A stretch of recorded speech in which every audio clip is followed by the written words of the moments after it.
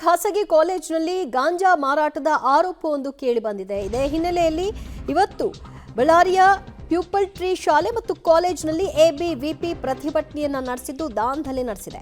ABVP ಕಾರ್ಯಕರ್ತರ ಪ್ರತಿಭಟನೆ ಹಿನ್ನೆಲೆಯಲ್ಲಿ ಪೀಠೋಪಕರಣವನ್ನು ಧ್ವಂಸಗೊಳಿಸಿದ್ದಾರೆ. ಪರೀಕ್ಷೆ ನಡೀತಾ ಇದ್ದ ಹೊತ್ತಿನಲ್ಲೇ ಶಾಲಾ ಕೊಠಡಿಗೆ ನುಗ್ಗಿ ದಾಂಧಲೆ ಎಸಗಿದ್ದಾರೆ.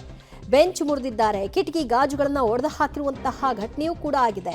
ಪೊಲೀಸರ ಜೊತೆಗೂ ಕೂಡ ಪ್ರತಿಭಟನಾ ನಿರತರು ತಳ್ಳಾಟ ನೂಕಾಟ ಮಾಡಿದ್ದಾರೆ, ವಾಗ್ವಾದವನ್ನು ನಡೆಸಿದ್ದಾರೆ. ಸ್ಥಳಕ್ಕೆ ಎಸ್ಪಿ ಸುಮನ್ ಪನ್ನೇಕರ್ ಭೇಟಿ ಕೊಟ್ಟು ಪರಿಶೀಲನೆಯನ್ನು ನಡೆಸಿದ್ದಾರೆ ಮತ್ತು ಪರಿಸ್ಥಿತಿಯನ್ನು ಹತೋಟಿಗೆ ತರುವಂತಹ ಪ್ರಯತ್ನಗಳನ್ನು ಕೂಡ ಮಾಡಲಾಗಿದೆ.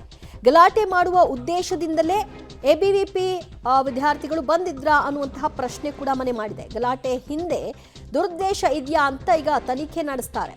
ಗಾಂಜಾ ಬಗ್ಗೆ ಮಾಹಿತಿ ಇದ್ರೆ ಪೊಲೀಸರಿಗೆ ತಿಳಿಸಬೇಕಾಗಿತ್ತು. ಪ್ರತಿಭಟನೆ ಮಾಡುವ ಬಗ್ಗೆ ಅನುಮತಿಯನ್ನು ಕೂಡ ಪಡ್ಕೊಂಡಿಲ್ಲ. ಹೀಗಂತ ಬಳ್ಳಾರಿ ಎಸ್ಪಿ ಸುಮನ್ ಡಿ ಪೆನೇಕರ್ ಮಾಹಿತಿಯನ್ನು ಹಂಚಿಕೊಂಡಿದ್ದಾರೆ.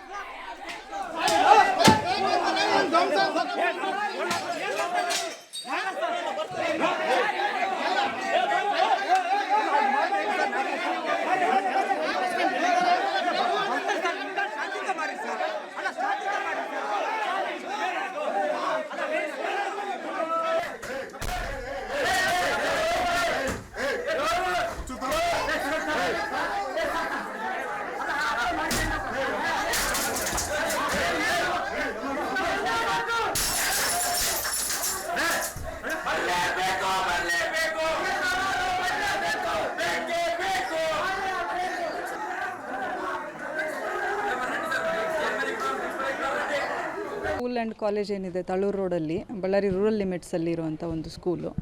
ಇಲ್ಲಿ ನಮಗೆ ಇನ್ಫಾರ್ಮೇಷನ್ ಏನು ಬಂತಂದರೆ ಎಬಿವಿಪಿ ಅವರು ಒಂದು ಪ್ರೊಟೆಸ್ಟ್ ಮಾಡ್ತಾರೆ ಅಂತ ಹೇಳಿಬಿಟ್ಟು, ಫಾರ್ಮಲ್ ಪ್ರೊಟೆಸ್ಟ್ ಇದೆ ಅಂತ ಹೇಳಿ ಮಾಹಿತಿ ಬಂದಿದ್ದಕ್ಕೆ ನಮ್ಮ ರೂರಲ್ ಸಿಬ್ಬಂದಿ 3 ಜನ ಇಲ್ಲಿ ಸ್ಕೂಲ್ ಎದುರುಗಡೆ ಡೆಪ್ಲಾಯ್ ಆಗಿದ್ದಂಥದ್ದು. ಆನಂತರದಲ್ಲಿ ಕೆಲವು ಎಬಿವಿಪಿ ಸಂಘಟನೆಯವರು ಕಾರ್ಯಕರ್ತರು ಅಂತ ಹೇಳ್ಕೊಂಡು ಏನು ಬಂದು ಗೇಟ್ ಹತ್ರ ಪ್ರೊಟೆಸ್ಟ್ ಮಾಡಿದ್ದಾರೆ. ಆನಂತರದಲ್ಲಿ ನಮ್ಮ ಸಿಬ್ಬಂದಿಯ ಒಂದು ಇನ್ಸ್ಟ್ರಕ್ಷನ್ಸ್ನ ಒಬ್ಲೈಜ್ ಮಾಡಿದೆ ಗೇಟನ್ನು ಒಳಗಡೆ ತಳ್ಕೊಂಡು ಸ್ಕೂಲ್ ಪ್ರಿಮೈಸಸ್ ಒಳಗಡೆ ಬಂದುಬಿಟ್ಟು ಒಂದಷ್ಟು ಇಲ್ಲಿ ಏನು ಇನ್ಫ್ರಾಸ್ಟ್ರಕ್ಚರ್ ಇದೆ ಅದನ್ನು ಡ್ಯಾಮೇಜ್ ಮಾಡುವಂಥದ್ದನ್ನು ಮಾಡಿದ್ದಾರೆ.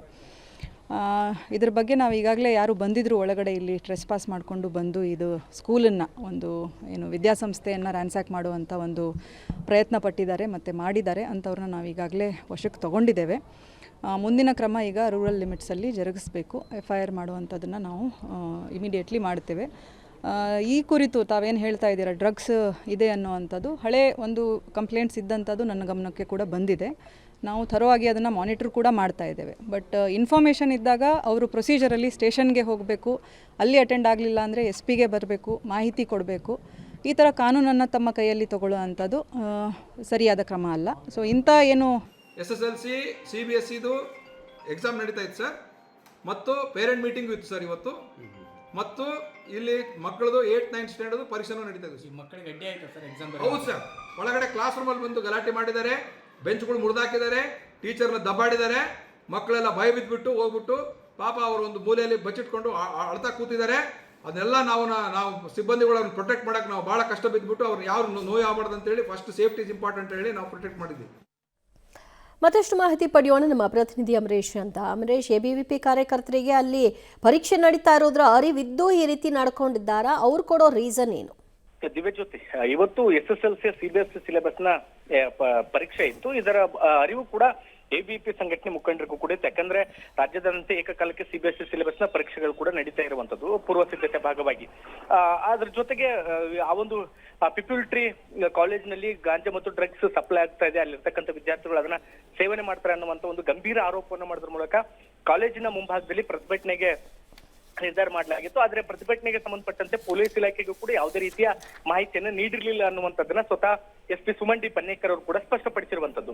ಪ್ರತಿಭಟನೆ ಮಾಡಬೇಕಾದ್ರೆ ಶಾಲೆಯ ಮುಂಭಾಗದಲ್ಲಿ ಗೇಟ್ನ ಮುಂಭಾಗದಲ್ಲಿ ಒಂದು ಶಾಂತಿಯುತವಾಗಿ ಪ್ರತಿಭಟನೆಯನ್ನ ಮಾಡಬೇಕಾಗಿತ್ತು. ಆಗಿರ್ತಕ್ಕಂಥ ಒಂದ್ ವೇಳೆ ಅದು ಆಗಿದ್ದಿದ್ರೆ ಅದರ ಬಗ್ಗೆ ಒಂದು ಮನವಿ ಪತ್ರವನ್ನು ಕೊಡಬೇಕಾಗಿತ್ತು. ಮತ್ತೆ ಮುಂದೆ ಈ ರೀತಿ ಘಟನೆಗಳು ನಡೀಬಾರ್ದು ಅನ್ನೋ ರೀತಿಯಲ್ಲಿ ಒಂದಿಷ್ಟು ಎಚ್ಚರಿಕೆಯನ್ನು ಕೊಡಬೇಕಾಗಿತ್ತು. ಮತ್ತೊಂದ್ ಕಡೆಗೆ ಪೊಲೀಸ್ ಇಲಾಖೆ ಕೂಡ ಮಾಹಿತಿಯನ್ನು ಕೊಡೋದ್ರ ಮೂಲಕ ಈ ರೀತಿಯಾಗಿ ಈ ತರದ ಶಾಲಾ ಕಾಲೇಜುಗಳಲ್ಲಿ ಗಾಂಜಾ ಮತ್ತು ಡ್ರಗ್ಸ್ ಸಪ್ಲೈ ಆಗ್ತದೆ, ಅದರ ಮೇಲೆ ಕ್ರಮ ಕೈಗೊಳ್ಳಿ ಅನ್ನುವಂತ ರೀತಿಯಲ್ಲಿ ದೂರು ಕೊಡಬೇಕಾಗಿತ್ತು. ಆದ್ರೆ ಅದೆಲ್ಲವನ್ನ ಬಿಟ್ಟು ಪರೀಕ್ಷೆ ನಡೀತಾ ಇರುವಂತಹ ಸಂದರ್ಭದಲ್ಲಿ ಏಕಾಏಕಿ ಕಾಲೇಜ್ ಮುಂಭಾಗದಲ್ಲಿ ಪ್ರತಿಭಟನೆ ನೆಪದಲ್ಲಿ ಒಂದಿಷ್ಟು ಗಲಾಟೆಯನ್ನು ಮಾಡೋದ್ರ ಮೂಲಕ ಕಾಲೇಜಿನಲ್ಲಿ ಇರ್ತಕ್ಕಂಥ ಒಂದಿಷ್ಟು ಪೀಠೋಪಕರಣ ಕೂಡ ಧ್ವಂಸ ಮಾಡಿರುವಂತದ್ದು ಸಾಕಷ್ಟು ಆಕ್ರೋಶಕ್ಕೂ ಕೂಡ ಕಾರಣವಾಗ್ತಾ ಇದೆ. ಯಾಕಂದ್ರೆ ಶಾಂತಿಯುತವಾಗಿ ಪ್ರತಿಭಟನೆ ಮಾಡಬೇಕಾಗಿತ್ತು. ಆ ರೀತಿಯ ಗಂಭೀರ ಆರೋಪಗಳನ್ನ ಮಾಡ್ತಕ್ಕಂಥ ಸಂದರ್ಭದಲ್ಲಿ ಒಂದಿಷ್ಟು ಮುಂಜಾಗ್ರತಾ ಕ್ರಮಗಳನ್ನ ಪೊಲೀಸರು ಕೂಡ ಕೈಗೊಳ್ತಾ ಇದ್ರು. ಹೀಗಾಗಿ ಯಾವುದೇ ಮಾಹಿತಿ ಕೊಡ್ಲಾರ್ದೆ ಏಕಾಏಕಿ ಪ್ರತಿಭಟನೆಗೆ ಮುಂದಾಗಿ ಗಲಾಟೆ ಮಾಡಿದ್ರಿಂದ ಬಹುಶಃ ಉದ್ದೇಶಪೂರ್ವಕವಾಗಿ ಗಲಾಟೆ ಮಾಡಬೇಕು ಅಂತಾನೆ ಬಂದಿರುವಂತ ಸಾಧ್ಯತೆ ಇದೆ ಅನ್ನುವಂತ ಮಾತನ್ನ ಈಗ ಎಸ್ ಪಿ ಅವರು ಕೂಡ ಹೇಳಿರುವಂತದ್ದು. ಮತ್ತೊಂದ್ ಕಡೆಗೆ ಕಾಲೇಜು ಆಡಳಿತ ಮಂಡಳಿಯಿಂದ ಕೂಡ ಈಗ ಪ್ರತಿಭಟನಾಕಾರ ಮೇಲೆ ದೂರು ನೀಡ್ಲಿಕ್ಕೂ ಕೂಡ ಪ್ಲಾನ್ ಮಾಡ್ಲಾಗ್ತಾ ಇದೆ. ದಿವ್ಯಾ ಜ್ಯೋತಿ. ಥ್ಯಾಂಕ್ ಯು ಅಮರೇಶ್ ನಿಮ್ಮೆಲ್ಲ ಮಾಹಿತಿಗೆ.